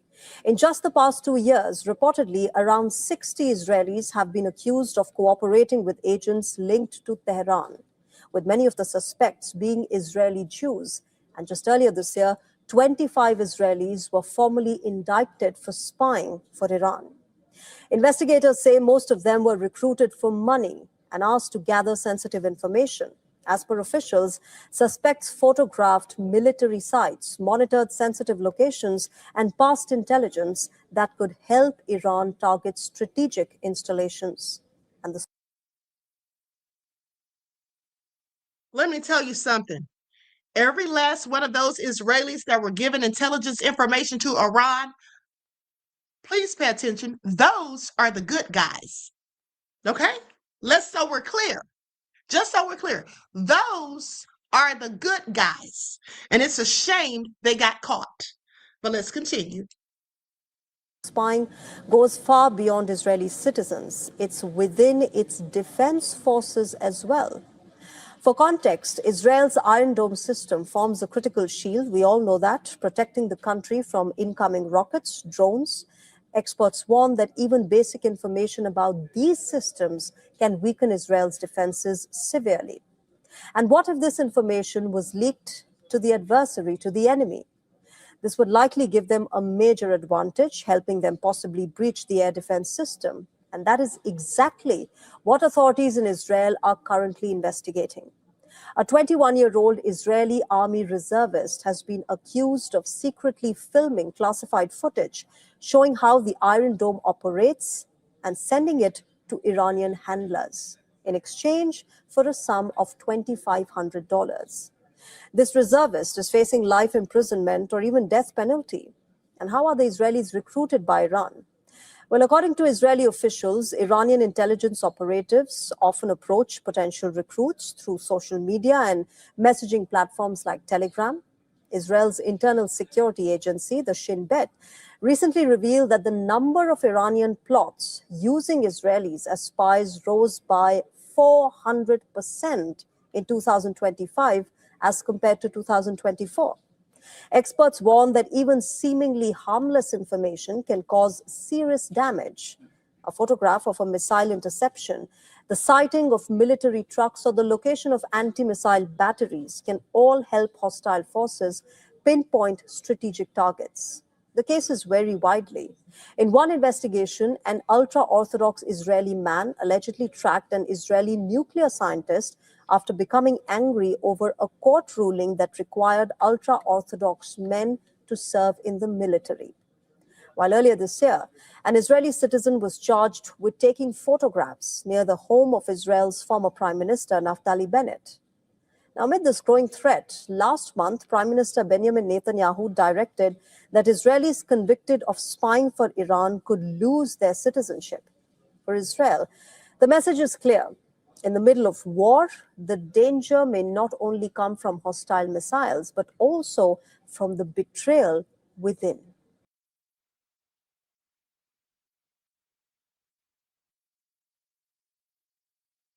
Okay, I want you all to pay attention. I want you all to pay attention. Did you all hear what she said? When she said that some of the Israeli men got upset because of a judge's ruling that they have to join the war or that they have to be in the military. Here's the thing. I'm sorry. They should be more than willing, right? And just like they're talking about having this draft, possibly. Well, you know, Trump should be more than willing to send Barron, as far as I'm concerned. But hold on. Now, let's go back to what I was talking about earlier when they're talking about them having a right to the land biblically, and the land is promised to the Israelites. Yeah, who are those again? Let's go to the footage, shall we? Likes up, everyone, please like and share. Now, you see who this man is right here. Clearly, you see who he is, right? That's one of Bibi's people. Let's hear what he has to say. Today, you see a very large movement of African Americans who say that they're the real chosen people, that they're the children of Israel, they're the Judeans. You know, so what are they just trying to create an identity for themselves because they were slaves, or is there really something here? And the answer is most likely there is something there. And most likely, maybe that they were the original Israelites, and maybe that the Jewish people today who are white, Caucasian people came in a little bit later on. We know that some of the greatest sages of the transmission of the Torah were converts. Africa has perhaps hundreds of millions of people with this identity right now of being from the people of Israel. Does that mean they were from the 10 tribes? Likely not. We were taught by the historians and within our own traditions that when the Romans conquered Judea, a few hundred years after that the tribes of Israel went into exile, perhaps millions of Judeans were sold into slavery, into Africa, into Rome, deep into Africa.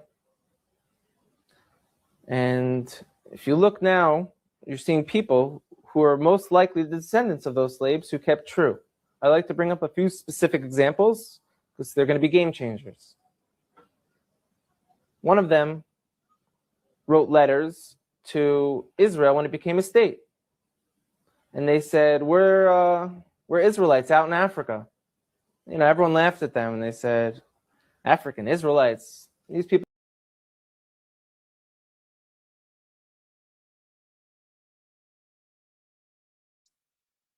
Okay. So I think we get the gist of it. Okay, hold on, but let's continue.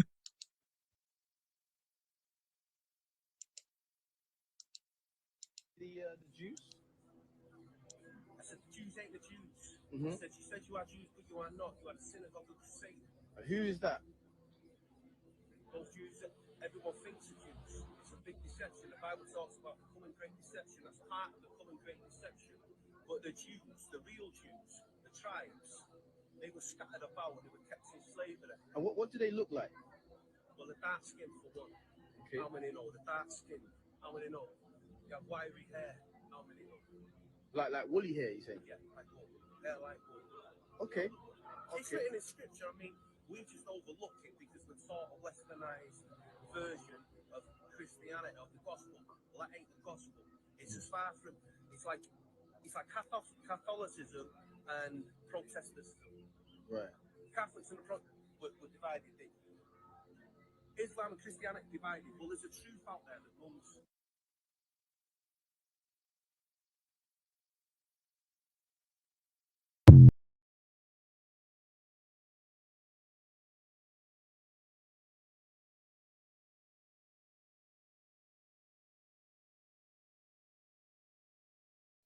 Okay, now I'm sorry about that, beloveds. I was pulling up something. I want you all to pay attention, though. I want you all to pay attention. I'm about to pull up this video because here's the thing. Do you know that some people, Bibi's people that is, have outlawed DNA testing? Now, why wouldn't you want a DNA test to prove who you are? Why would you want to outlaw it? Even if you didn't want to take ones per se, why would you feel the need to outlaw DNA tests unless you have something to hide? Okay, I'm sorry. Please make it all make sense. Now, let's go to this clip right here. I'm going to put an overlay on here. understand, and you're very discouraged in the United States from asking this question for some reason. It's a foundational question. But I just want to get to the point that forms the basis of this whole conversation, which is who has a right to the land? Deuteronomy 28, verse 68. And Yahweh shall bring you into Mitzrayim, Egypt again with ships. And the way of which I said to you, you shall see it no more again. And there you shall be sold to your enemies for slaves and female slaves, and no man shall buy you. And that is what happened to the regal class of the house of Judah. The history of slavery? Why? Ask the bloody question. Why are they only teaching you the history of slavery as far back as the 16th and the 17th century? Why are they only going that far back? Because they don't want you to go farther back than that, because then you'll actually find out the truth. And you've got to understand and question, why do they do this throughout the whole of America, in all the public schools? Why do they only go back as far as the 16th and the 17th century to talk about slavery? Because Islam designed infernal slavery.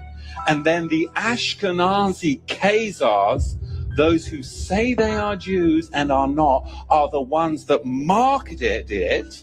And the regal Negro nomads exiled from the kingdom of Judah were the main recipients of it at the hands of the indigenous black Africans.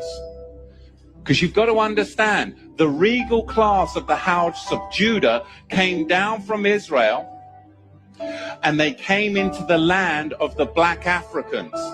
And the black Africans resented the regal class of the house of Judah in their land, because they had laws, they had customs, they had civility, and they were a regal class of Negro that came down into Africa. And later on, it was the Ashkenazi, the Islamic slave traders as well, that then worked together with the indigenous black Africans to enslave the regal house of Judah. This is what we've got to understand, but you've got to go back before the 16th century to understand the roots of it. And there were white Ashkenazi Khazar ship owners. There were the buyers and the sellers. And they're not going to fill you in on all of this, but really you've got a 4-tier system. Number one, you have the Negro nomads that were exiled from the kingdom of Judah. Number two, you had indigenous black African hunters that resented the regal Negro nomads that had come into their territory with their own customs, with their own laws that were different and would not assimilate into their tribal culture. They were their own. Now, doesn't that remind you of some of the Africans today that do not like us? Doesn't that remind you of some of them that don't like us till this very day? Okay, please pay attention, but let's continue. They were the regal house of Judah. Number three, you had Islamic trappers that worked with the indigenous black Africans to trap the regal Negro house of Judah. And then you had them sell them to the Ashkenazi ship merchants, along with many Portuguese and British Ashkenazi. You see, it's just like Al-Qaeda today. Or is it ISIS? Or is it ISIL? Or is it IS? I mean, right? Let's just change the name as much as possible to throw you all off so you really don't know what's going on. Let's keep switching the identity to hide the people. Why don't we just keep renaming you? Are you Negro? Oh, no, you're not Negro. No, you're colored. No, no, no, no, no. You're not colored. You're African American. And this is what they name you. The slavers name you this. Because I know a white guy who grew up in South Africa. And he now lives in America. He is an African American, and more African American than most. Do you see how African American is a misnomer? It's a misnomer, don't you? And let me tell you something, beloveds, because it is a misnomer, that's why we are not getting reparations. Okay? That's why we're not getting reparations. African American doesn't place you on any landmass. Like Chinese people come from China, Japanese people from Japan, Haitian people come from Haiti. African Americans, okay, that's all bogus. Like you said, it's a misnomer. That box.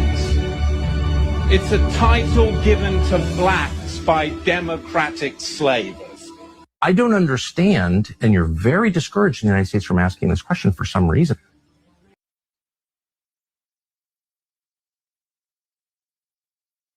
Okay, let's go to one more clip and then we're out of here, beloveds.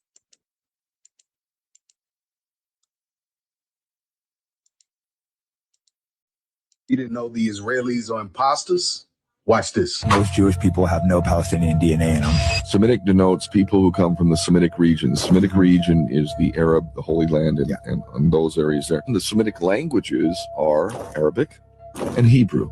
The people who call themselves Jews but are not, as Jesus said, they did not speak Hebrew. They spoke Yiddish. They have no blood ties to the Holy Land. That is why they've outlawed DNA testing in Israel. They actually come from Eastern Europe and Khazaria and that region out there, and they converted to Judaism many centuries ago.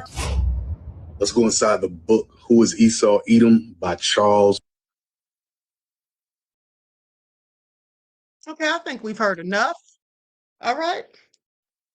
I think we've heard enough. Now, with that all being said, Sheila says, I thought Jesse Jackson changed the name to African American. He did. Back when he was running for president in the 80s, he did change it to that, beloved, but that's not who you are. That's who Elon Musk is, okay? And that's why I don't identify as any African American. I identify as an indigenous person, okay? Because that's what I am. Am I right? I'm indigenous to this land. So with that all being said, that's absolutely a misnomer. And until we start calling ourselves who we really are, we're not going to get anything from this nefarious government. Okay, please pay attention. Please pay attention. Sosa said, I'm not a Black American, not African American, period. Okay? And here's the thing.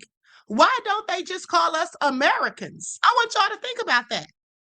The lovely T said, Queen, always a fantastic, informative broadcast. Thank you. You're welcome, beloved, and thank you for your kind words. But I want y'all to think about that.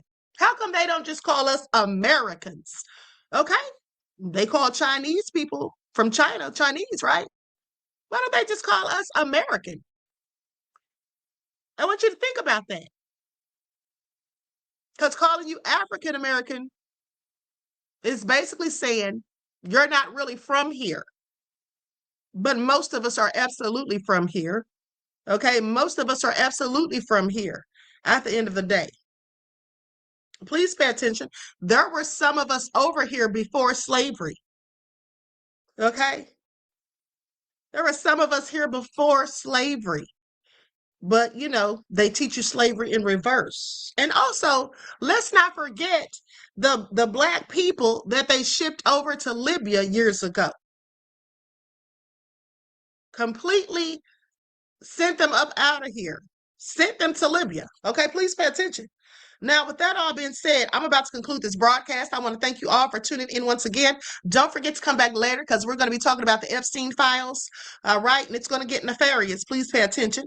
So with that all being said, I love you all to life. I hope you enjoy the rest of this beautiful day. Each one teach one. That's how we grow and thrive. Do something productive, constructive, but never destructive. And always, beloveds, remember to keep the Most High first in your lives. And until next time, I will talk to you all again soon. Peace.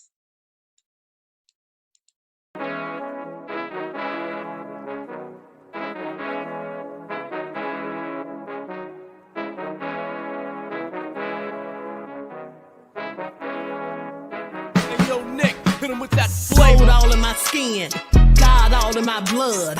Kings all in my circle, you touch one of mine and you're done. They show no love for the queen, why you hating on me? Is it cause I'm free and I got Malcolm X in my jeans? I got dreams like King Luther, shed blood like Kunta. You ain't helping my people, I ain't got nothing to say to ya. I want all the smoke like hookah. Talking reparations, America won't be great until they give us compensation. I'm like, I'm the hottest right now. See a bunch of lames out here trying to jock on my style. They be doing too much. I'm the queen, it's too easy. It's like they all at Popeyes, how they be talking so greasy. I just sit back and laugh while these haters get madder. So nefarious how they don't want my pockets with cheddar. I tell them they can do better. These snakes in the grass can leave a bite on your ass, cause y'all be trusting too fast. I got my foot on the gas, other one on they necks. Dropping receipts on haters, you better show some respect. I'm never facing regrets, we only facing the threats. Running through every challenge like a relay, break no sweat. It's a cold game, so I got that blanket with me. Now that my people awaken, ain't no going to sleep. I do not play by my piece, this time I'm playing for keeps. You talking slick, but when I see you like them ends, we gon' meet. And I got gold all in my skin, God all in my blood. Kings all in my circle, you touch one of mine and you done. They show no love for the queen, why they hating on me? Is it cause I'm free and I got Malcolm X in my jeans and I got gold all in my skin, God all in my blood. Kings all in my circle, you touch one of mine and you done. They show no love for the queen, why they hating on me?